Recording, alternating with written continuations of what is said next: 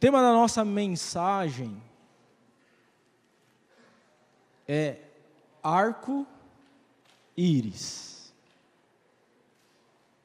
Amém? Quantos irmãos acham?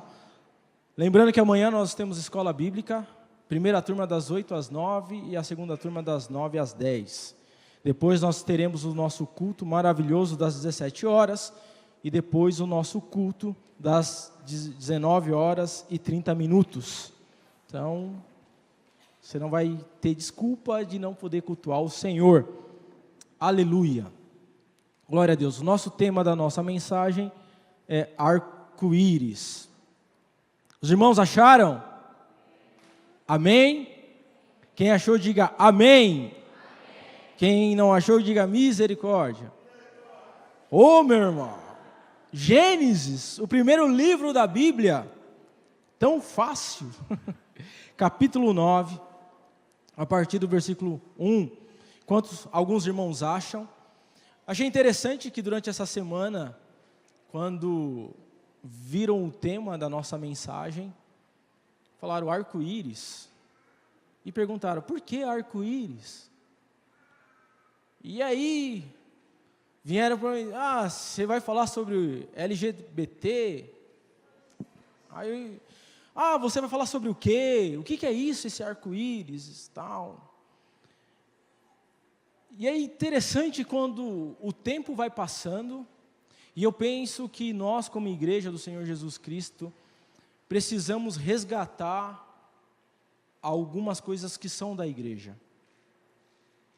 Algumas coisas que são nossas, né? Porque muitas vezes a gente cai no esquecimento e vamos para a ignorância e vamos deixando o diabo tomar conta. É interessante que eu nunca vi um povo para atribuir as coisas ao diabo como nós. Nós falamos que a televisão é do diabo. Interessante que quando Roberto Marinho, quando ele foi fundar a Rede Globo, ele ofereceu um canal à tarde para um grande pregador da época, e esse pregador disse, não, porque a televisão é do diabo. E é interessante que nós vamos vendo que até pouco tempo atrás, não podia se dançar na igreja. Isso aqui que nós vemos aqui, seria profanação. Nos expulsaria, com certeza. Por quê? Porque não pode dançar.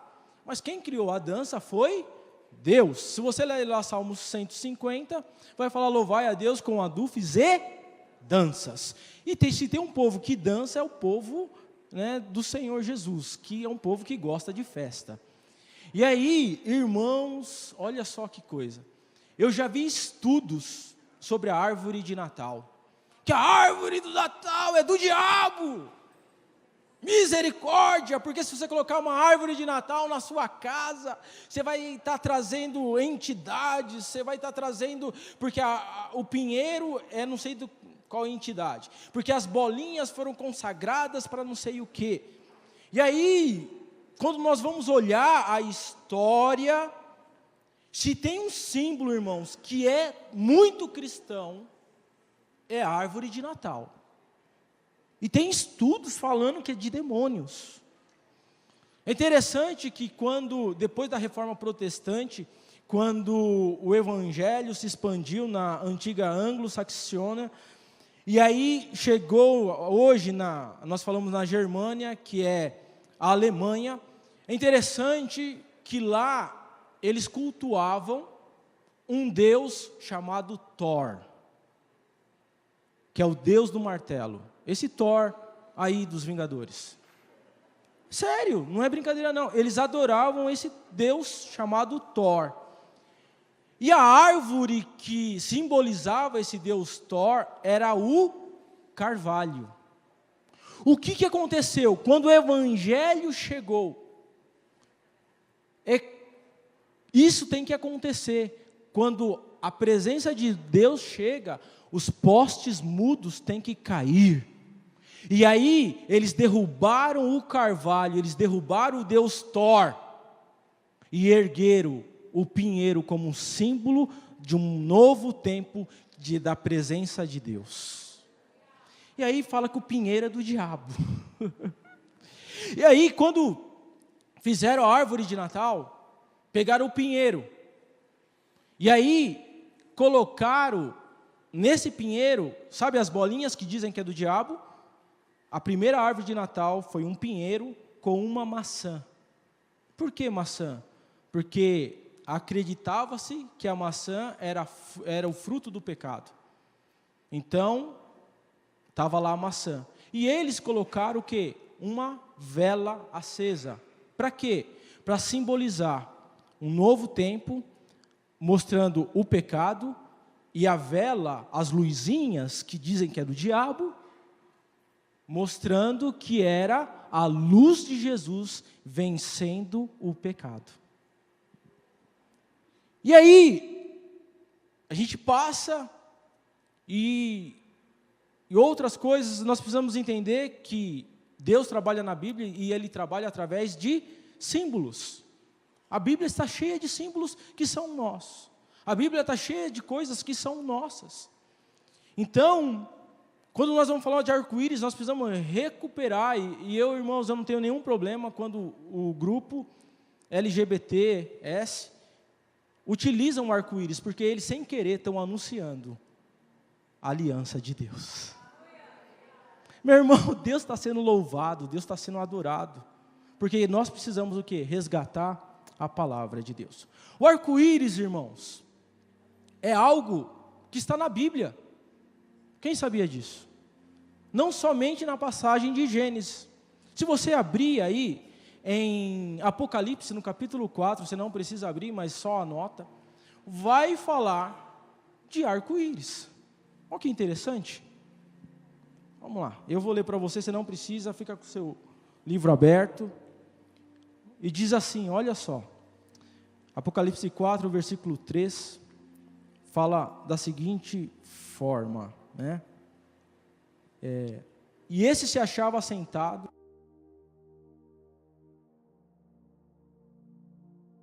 e é semelhante no aspecto à pedra de jaspe, de sardônio. Ao redor do trono há um arco-íris, semelhante no aspecto de esmeralda.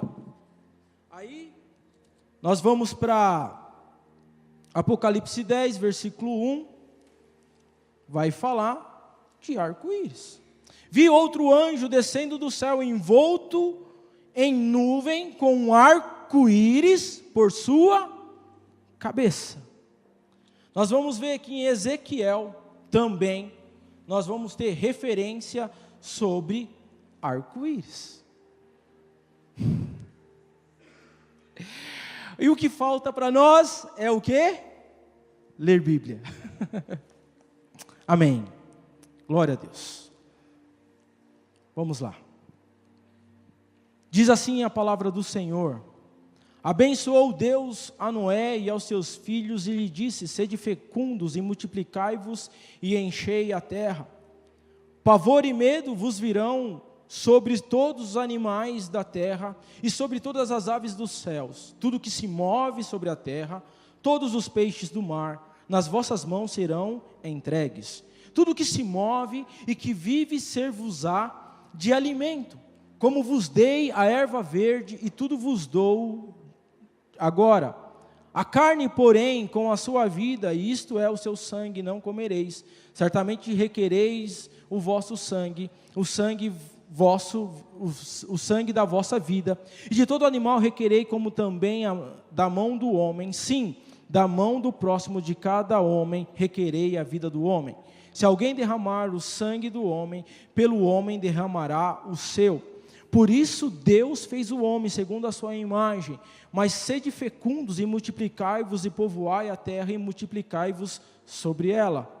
Disse também Deus a Noé e aos seus filhos: eis que estabeleço a minha aliança convosco e a vossa descendência e todos os seres vivos que estão convosco, tanto as aves do céu, tanto as aves, os animais domésticos, os animais selváticos que saíram da arca com todos os animais da terra.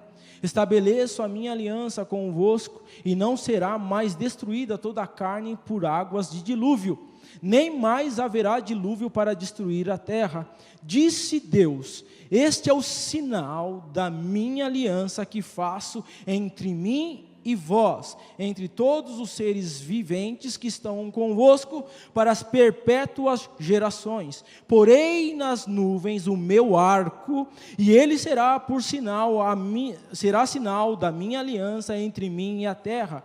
E sucederá que quando trouxer as nuvens sobre a terra, e nelas aparecer o arco, então me lembrarei da minha aliança firmada entre mim e vós, e todos os seres viventes de toda a carne, e as águas não mais tornarão em dilúvio para destruir a carne.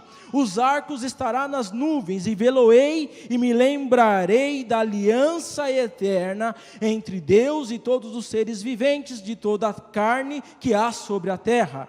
Disse Deus a Noé: este é o sinal da minha aliança estabelecida entre mim e toda a carne sobre a terra.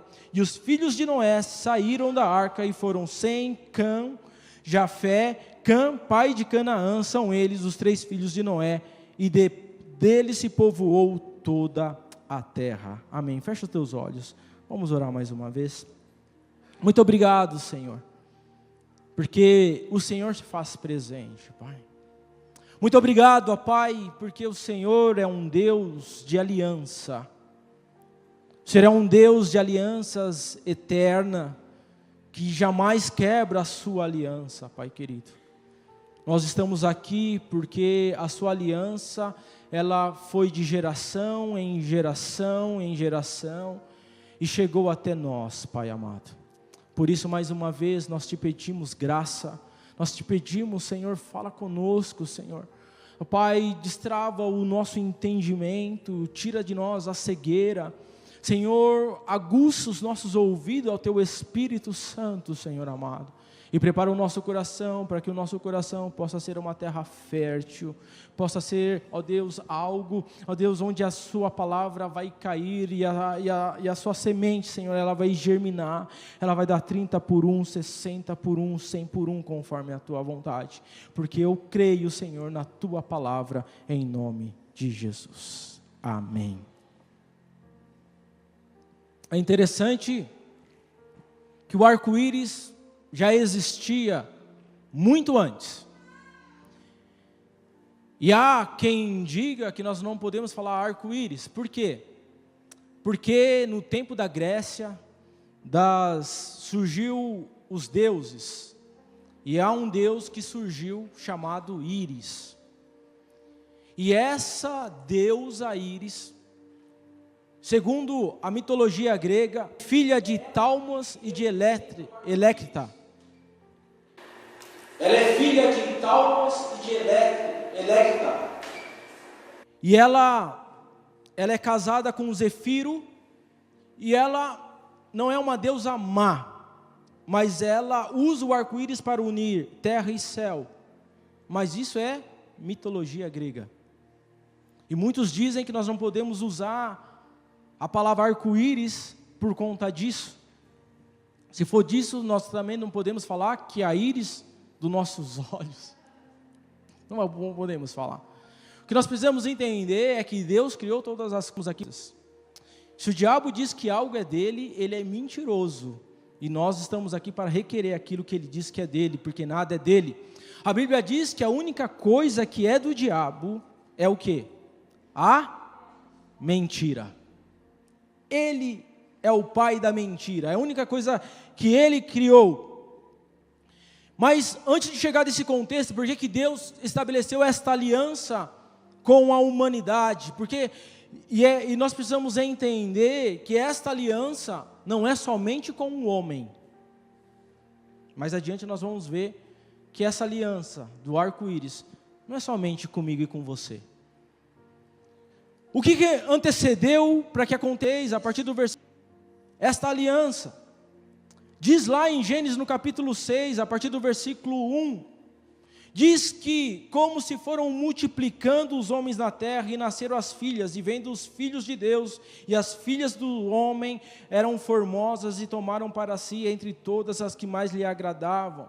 Mas o Espírito não agirá para sempre no homem, pois ele é carnal, e os seus dias serão 120 anos. Ora, naquele tempo havia gigantes sobre a terra, também depois os filhos de Deus possuíram as filhas dos homens, e quais lhe deram filhos, e estes foram valentes, varões de renome na antiguidade.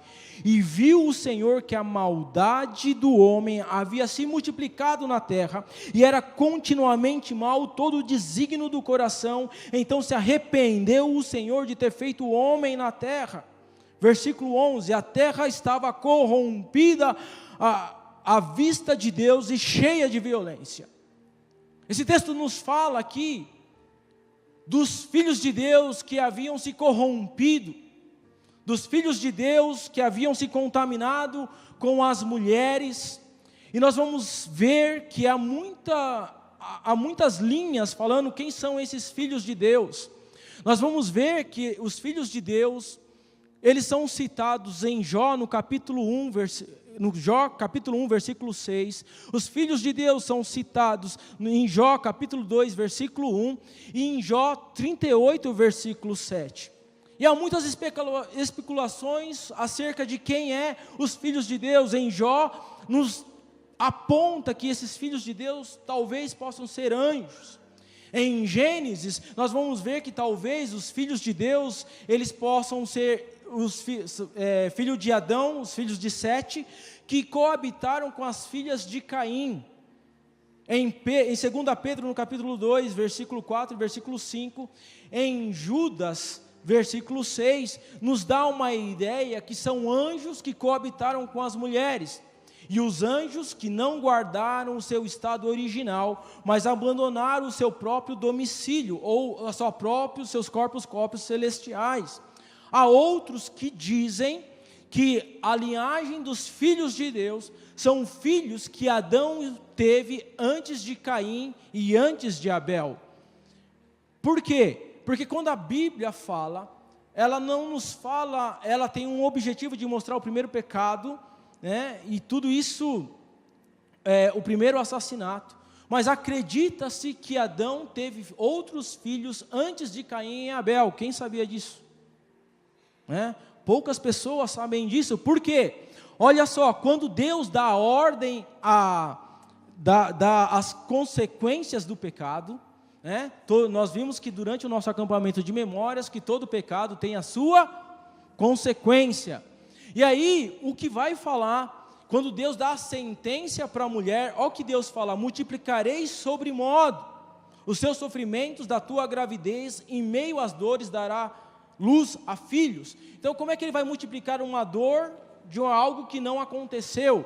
Então, são especulações que temos, e aí o texto que vai dar um pouco dessa ideia, nós não estamos aqui afirmando com a certeza absoluta, que diz lá em Romanos, no capítulo 5, versículo 14, que diz assim: todavia a morte reinou desde o tempo de Adão até Moisés, mesmo sobre aqueles que não cometeram pecados semelhante a Adão.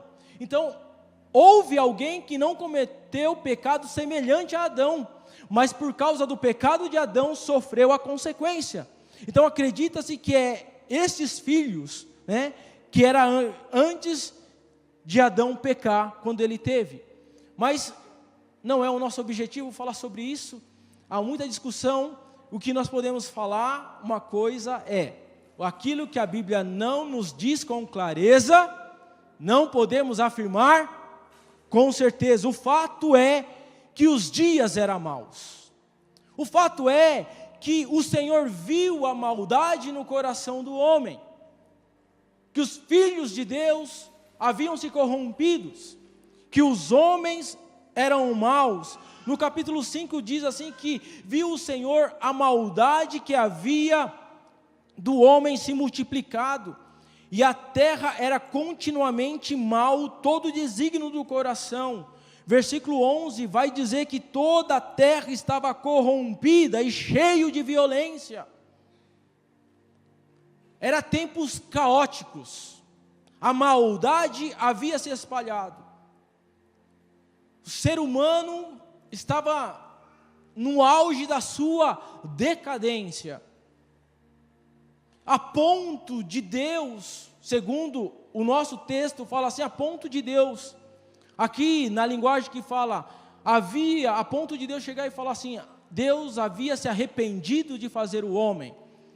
A palavra aqui de arrependimento, não é arrependimento de Deus, mas é arrependimento no sentido de mostrar qual era o grau de maldade que o homem havia se encontrado.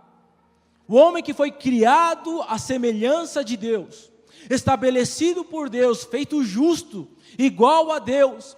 Agora, ele se corrompeu de uma tal maneira, que Deus ele vai usar uma linguagem humana para demonstrar a decadência deste homem, a decadência da sua criação. Porque aqui não é arrependimento de Deus, porque Deus não se arrepende. É apenas uma linguagem. Então, a maldade havia se multiplicado, não havia, de certa forma, esperança.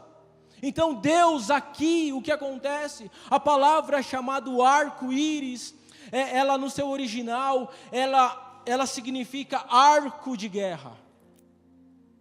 Arco de guerra. Era usado como arco para guerra, para ferir o inimigo. Então, Deus, ele traz uma sentença para a terra. A maldade se multiplicou.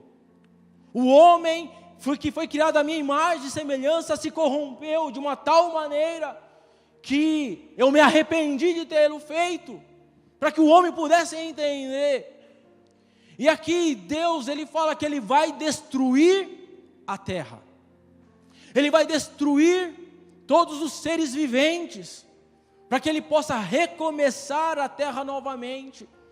E apenas Noé e a sua família apenas achou-se graça diante do Senhor.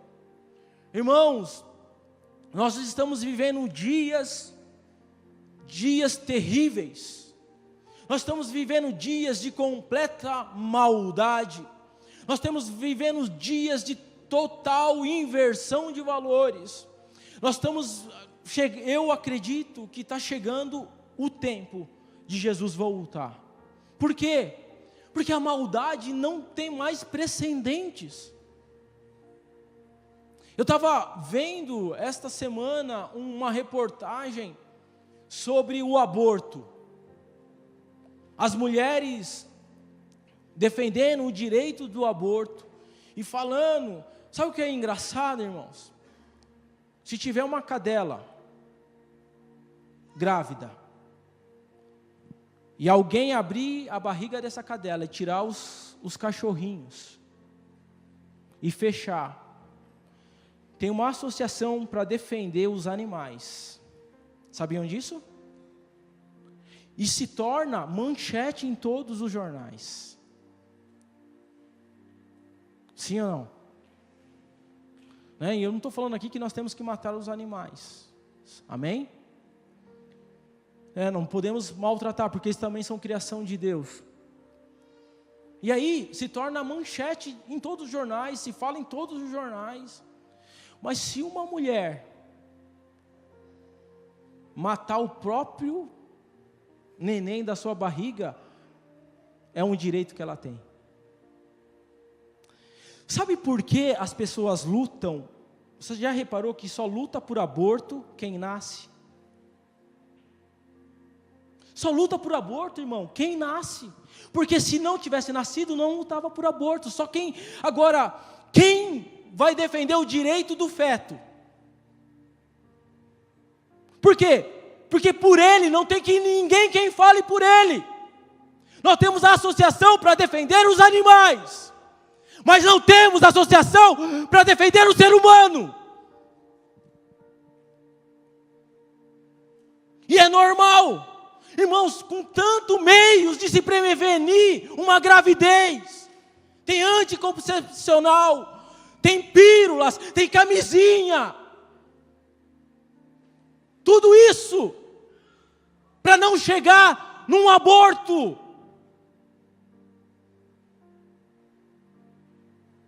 Olha lá, meu filho está lá, 7 meses na barriga. Quem é que vai defender ele? Os pais. Nós que somos responsáveis.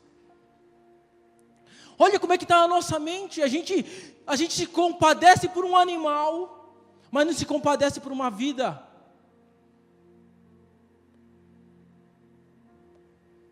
Já na década de 80, havia uma canção que falava assim: troque o seu cachorrinho para uma criança pobre. Mas hoje não. Tem um filme chamado Poderoso Chefinho. O filme Poderoso Chefinho vai falar sobre isso. É um cara que quer criar uma máquina de cachorro pets. Para quê? Para que o ser humano não tenha mais filhos. E hoje as pessoas dão mais valor a um animal, a um cachorrinho, do que a uma criança. Onde que está a nossa mente? Será que a gente não pensa? Será que a gente não raciocina? Hoje, antigamente, quando falava alguém morreu, o que aconteceria? A gente ficava estarrecido, mas morreu mais um. Hoje a morte para nós é normal, sabe por quê? Porque a nossa mente foi condicionada a matar no videogame. A nossa mente está condicionada a ver morte nos filmes. Então, a gente está perdendo a sensibilidade de ser humano. A gente perde a empatia. E estamos tratando isso como algo muito normal. A maldade tem se esfriado. Hoje, cada vez mais, a gente tem se perdido. Então, nós precisamos olhar para a palavra de Deus. E nós não estamos muito longe dos dias de Noé. Nós não estamos muito longe do que estava acontecendo lá atrás. Hoje, o amor ao próximo se esfriou de uma maneira. E eu falo, e assim, a gente tem perdido o amor, sabe aonde, irmãos? Dentro da igreja. O lugar que deveria ser referência de amor, o lugar que deveria ser referência de acolhimento, lugar que deveria ser lugar de tratamento de igualdade, lugar de tratamento, lugar de cura. O que acontece? A gente vê dentro da igreja a acepção de pessoas. A gente vê dentro da igreja, o que você não faz parte do meu grupinho, então acabou. Eu não vou com a cara desse, né? E aí uns falam assim: eu não fui com o santo dele. Aí eu fico imaginando os santos brigando lá, né? Os santos brigando. Sabe, a gente fica olhando, porque aqui deveria ser o lugar onde os doentes deveriam vir e ser curados. Aqui, onde as pessoas que não têm acolhimento deveriam ser acolhidas. E quando a palavra do Senhor fala assim que no finais do tempo o amor de muitos se esfriarão, a gente fala do amor do mundo, mas o contexto que está falando é amor de igreja, porque só ama aquele que conhece a Deus, porque Deus é amor. Então, a nossa mente, todos os dias, ela está sendo condicionada a levantarmos diferenças. Irmãos, não pensa, o Brasil está totalmente dividido, porque colocaram o homem contra a mulher contra o homem, colocaram o filho contra a mãe, colocaram a mãe contra o filho, colocaram os negros contra os brancos contra os negros, colocaram os homossexuais contra os héteros contra os homossexuais. Meu irmão, é cada um brigando por si. Sabe por quê? Porque a melhor estratégia de Satanás, sabe o que é? É dividir para governar. Foi falado aqui, a Mariana falou, que uma casa dividida, ela não subsiste. E nós vemos divisões por todos os lados. A nossa sociedade, não se iluda, nós estamos sendo divididos. Sabe por quê? Porque é fácil de conquistar. Porque cada um luta por seu direito, cada um luta por o seu privilégio. E se é direito de todos. Não é direito de um, não é direito de uma classe, não é direito de uma cor. Quando eu estou privilegiando uma pessoa, eu estou criando divisão. Acorda! Quando eu dou privilégio para alguém, eu estou criando divisão e não igualdade. É isso que tem acontecido. E vocês, jovens, estão comprando essa bandeira. Muitas vezes estão defendendo direitos que vocês nem sabem. Porque é massa de manobra. Quando você não conhece, é fácil você ser massa de manobra. É por isso que a palavra de Deus fala que nós temos que conhecer a palavra do Senhor. Os nossos dias, irmãos, são maus.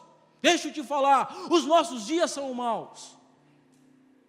Os nossos dias são dias perversos. Hoje se mata, sabe por quê? Porque às vezes o cara vai assaltar uma pessoa e ele não tem nada. O cara dá um tiro porque ele não tem nada. Vocês têm ideia de quantas mulheres são estrupadas por dia? Vocês têm ideia? Você tem ideia que o Brasil é o segundo país no mundo em abuso infantil? Vocês têm ideia disso? O Brasil é o segundo país no ranking mundial de abuso infantil.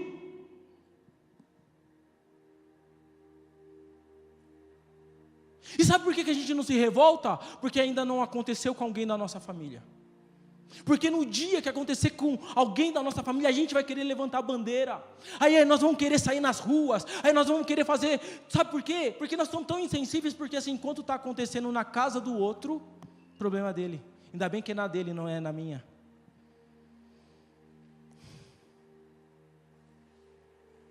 Os nossos dias são maus, irmãos. Não se iluda. Então nós estamos vivendo um tempo de uma geração corrompida, de valores corrompidos, de valores onde o ser humano, o homem então, nós homens, viramos a escória. Já reparou que o homem representa tudo que não presta, o ser masculino? Já reparou? Porque tem uns aí que deram muito motivo. Mas aí agora ser homem, não... Estão desconstruindo a figura do homem. E quando eu desconstruo a figura do homem, eu estou desconstruindo a figura de Deus. Sabe por quê? Porque quando Deus se identifica na palavra, Ele não se identifica como uma mãe.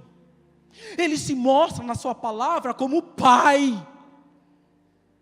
Já reparou que a figura do Pai é a figura mais achovalhada? É a mais desprezada, porque tem um monte de pai que só é reprodutor. Porque coloca filho no mundo e larga. Mas o amor do pai da Bíblia é um amor que busca. É um amor que não abandona. É um amor sacrificial. E tem se perdido isso. Por isso, nós temos que voltar para a Bíblia e ver aquilo que a palavra de Deus nos diz. Então, quando o Senhor Ele fala de um sinal, é interessante que a palavra sinal, ela aparece 3 vezes. Ela aparece no versículo 12, no versículo 13 e no versículo 16. A palavra aliança, ela vai encontrar 6 vezes no capítulo 9, do versículo 1 ao versículo 18. A palavra arco vai aparecer 3 vezes, e a palavra nuvem vai aparecer 2 vezes. Quando a palavra fala de sinal, Deus é um Deus que opera por meio de sinal. Deus é um Deus que estabelece os seus sinais, e Ele dá ponto ao sinal. E a palavra aqui, sinal, significa ote. Ote, no original, significa aparição, farol, monumento, evidência, um marco, um sinal. Então Deus, Ele está falando aqui, estabelecerei um sinal. Por quê?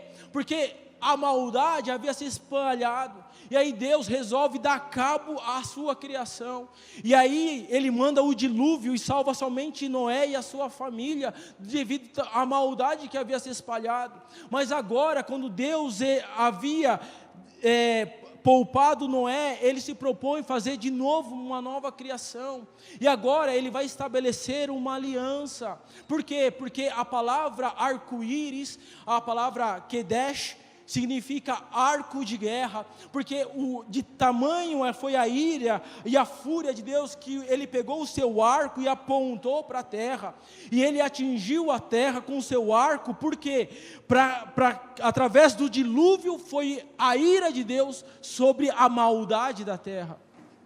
Mas agora, quando nós falamos de arco-íris, ele pega o arco de Deus agora, não está mais apontado para a terra, mas o arco de Deus está apontado para cima. É aqui que começa a graça de Deus. E aqui o Senhor, Ele fala na sua palavra, que Ele vai estabelecer uma aliança. O que é uma aliança? É algo inquebrável. É uma aliança perpétua, é uma aliança que é estendida de geração em geração, é uma aliança que jamais vai se quebrar. E agora, ele não somente faz uma aliança com os homens, né? Por quê? Porque nós não somos o centro do universo. Diz aqui que a aliança dele é com o homem, com a terra e com todos os seres viventes. Ele fala isso repetidas vezes aqui no texto. Aliança, quando nós olhamos para o arco de Deus, é algo que nós temos que ver que Ele está fazendo uma aliança não somente comigo e somente com você, Ele está fazendo uma aliança com a terra, Ele está fazendo uma aliança com toda a humanidade, Ele está fazendo uma aliança com todos os seres viventes da terra. E nós vamos ver aqui o porquê do arco-íris. O arco-íris não é só um belo espetáculo do céu, não é apenas algo para ser visto, mas é um símbolo da aliança eterna com Deus, onde Deus promete que Ele nunca mais vai acabar com a terra por meio de água, porque agora o arco de Deus não está mais apontado para a terra, o arco de Deus se afastou da terra. Quando nós olharmos o arco-íris, temos que lembrar que agora a ira de Deus foi afastada de nós. A ira de Deus agora se tornou o quê? Em bondade, se tornou em longanimidade. Por quê? Para que quando eu e você olharmos para o arco-íris, podemos ver que há perdão de pecados, que há uma aliança que Ele tem conosco, uma aliança que é eterna, uma aliança que é inquebrável, porque Ele diz na sua palavra, ainda que você seja infiel, o Senhor permanece fiel, porque Ele não pode negar a si mesmo. É a mesma coisa quando Deus, Ele entrega Jesus na cruz. O que aconteceu? Jesus foi crucificado na cruz do Calvário, e ali a cruz era um símbolo antes de morte. A cruz era um lugar horripilante de morte. Somente os piores assassinos, os piores devedores, crápulas, podiam morrer na cruz. E Jesus, Ele é colocado agora numa cruz que era sinal de maldição, porque Ele se fez maldito por nós. Porque agora aquele que não tinha pecado se fez pecado sobre nós, e Ele suportou a ira de Deus por mim e por você. E agora, da mesma maneira que quando nós olhamos para a cruz vazia, quando nós olhamos para que a cruz agora ela está vazia, que todo aquele que olhar para a cruz e reconhecer o seu sacrifício, reconhecer a sua morte, reconhecer que Jesus é o único Senhor e suficiente Salvador, agora terá paz, terá perdão de pecados. É o Senhor trabalhando através dos nossos símbolos.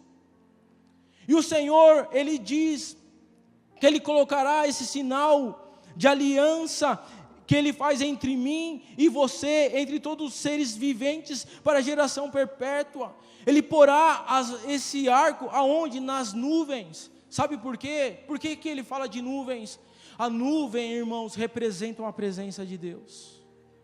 É a nuvem que estava com o povo do Senhor no deserto. Imagina o deserto, aquele lugar árido, aquele lugar que não tem vida, aquele lugar que onde durante o dia faz mais de 50 graus. E aí a noite se torna o inverso, vai para menos 1 grau negativo. Então durante a passagem do deserto, mesmo diante daquele caos, porque deserto é caos, o que acontecia? A nuvem do Senhor, ela pairava sobre o seu povo, porque a nuvem do Senhor representa a sua presença. O que isso está nos dizendo? Que mesmo nesse meio mundo de caos, mesmo esse mundo que o amor tem se esfriado, aonde o ser humano tem se coisificado, o ser humano tem amado mais as coisas do que o ser humano. E aí o Senhor está falando ainda no meio, onde o amor de muitos estão se esfriando, onde há muito assassinato, ainda há muitos abusos, ainda há muitos descasos, ainda há muitos se prevalecendo. A minha presença está sobre vocês, a minha presença vos protegerá, a minha presença vos guardará, porque cairão 1000 ao seu lado, 10.000 à sua direita, mas você não será atingido, porque o Senhor dará ordem aos teus anjos, para que te guarde ao teu respeito. Louvado seja o nome do Senhor Jesus Cristo. Aleluia, aleluia. Porque é nesse meio de caos que o Senhor vai nos proteger. É nesse meio de caos que a aliança do Senhor vai nos alcançar. Sabe por quê? Porque Ele olhou para mim, olhou para você e não achou nada de bom. E aí sabe o que Ele fez? Ele deu o seu Filho para unigênito, para que todo que nele cresce não morresse, mas tenha a vida eterna. E aí quando o Senhor Ele olha para nós, e nós somos falhos, nós somos fracos, e quando nós muitas vezes não sabemos orar como convém, mas o Espírito Santo de Deus intercede por nós, nas nossas fraquezas. E aí, ainda que a nossa força seja pouca, mas ainda nós não temos negado o nome do Senhor Jesus Cristo. Nós temos ainda, não sei quanto a vocês, irmãos, mas eu tenho uma luta diária, todos os dias contra mim. Todos os dias tem um lado meu que quer as coisas mal. Todo dia tem um lado meu que quer as coisas que desagradam a Deus. É como aquela canção que diz: todo dia o pecado vem, todo dia as tentações vêm, todo dia o pecado me chama, mas eu escolho Deus, eu escolho ser amigo de Deus, eu escolho ser filho de Deus, escolho caminhar com Deus, escolho as coisas que são do céu e não da terra, porque eu faço como o salmista Davi: sonda-me, ó Deus, e conhece o meu coração. Vê se há em mim algum caminho mau e guia-me pelas veredas da tua justiça, Senhor. Ainda que eu ande pelo vale da sombra da morte, não temerei mal algum, porque o teu cajado, o teu bordão me consola, Senhor. E eu sei que os nossos dias são maus. Eu sei que muitas vezes, muitos de nós, a gente se pergunta: será que eu vou conseguir? Será que eu vou dar conta? Será que eu vou vencer mais este dia? O Senhor diz: a minha graça te basta. Se despoja do velho homem. Nós temos que olhar para a cruz de Cristo e ver o seu sinal da sua bondade, da sua misericórdia. E ver quando o arco-íris, a ira de Deus foi afastada de nós através do seu Filho. Não importa a situação que eu e você vivemos no passado. Não importa o tamanho da destruição, não importa o tamanho do envolvimento do pecado que nós tivemos, não importa os grandes erros que nós tivemos cometido no passado, porque agora o arco de Deus está apontado para cima e não para a terra. Agora, todo aquele que olhar para a cruz e reconhecer que é falho, todo aquele que olhar para a cruz e reconhecer que é pecador, reconhecer que precisa de graça, precisa de misericórdia. Não importa a situação que você esteja, porque todo aquele que invocar o nome de Jesus será salvo. Porque ele tem uma vida nova. Assim como depois do dilúvio, ele colocou uma vida nova para a vida de Noé. Para todos aqueles que erguerem suas mãos para Jesus, Ele te dará uma vida nova. Ele te dará uma história nova. Ele fará tudo novo em sua vida. Por isso que Ele fala: esquecendo-me das coisas que para trás ficam, eu prossigo para o alvo, para o prêmio da soberana vocação. Quero te convidar a você ficar de pé.